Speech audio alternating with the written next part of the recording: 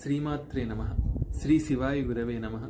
సౌందర్య లహరి 60వ శ్లోకంలో అమ్మవారి తాటంక యుగళ వైభవం వర్ణింపబడుతున్నది.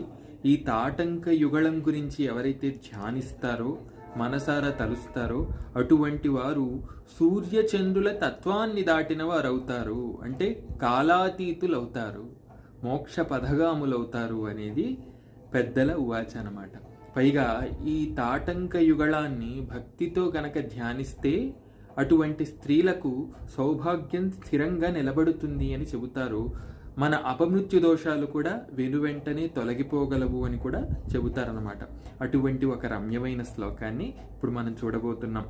సరస్వత్యా సుకీర్తమృత లహరి కౌశల లహరి పిబంత్యా సర్వాణి శ్రవణ చులుకాభ్యాం అవిరళం చమత్కార శ్లాఘా చలిత శిరస కుండల గణో జణత్కారై స్తారై ప్రతివచన మాచష్ట ఇవతే.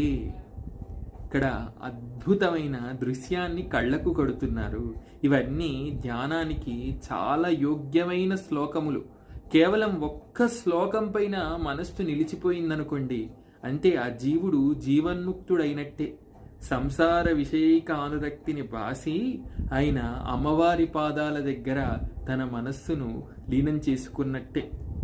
ఓ మాత, సర్వాణి మధురంగా అమృతరస ప్రవాహంగా సాగుతున్న సరస్వతీదేవి గీతాలాపన ఏదైతే ఉందో దాన్ని నీవు వింటూ ఆ గీతాలలోని ఆ గానంలోని చమత్కారాలను శైలిని శ్లాఘిస్తున్నట్టుగా నీవు ఎప్పుడైతే నీ శిరస్సును పంకిస్తున్నావో, అంటే ఆడిస్తున్నావో, అప్పుడు నీ కర్ణాభరణములే ఆ పాట యొక్క మాధుర్యాన్ని బాగు అని శ్లాఘిస్తూ ప్రతి వచనమిస్తున్నట్లుగా జనత్కార ధ్వనులను చేస్తున్నాయి. అంటే సాధారణంగా మనం ఒకరు పాడుతున్న పాట వింటే బాగా పాడారండి అని మాటల ద్వారా చెబుతాం కదా. అయితే అమ్మవారి కుండలములు ఇక్కడ సరస్వతీదేవి కీర్తనను పొగుడుతూ జనత్కార ధ్వనులు చేస్తున్నాయి.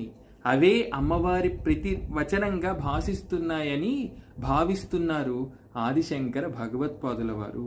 ఇక్కడ అమ్మవారి ఆభరణాలు కూడా చైతన్యవంతములే అనే స్ఫురణ మనకు కలిగిస్తున్నారు.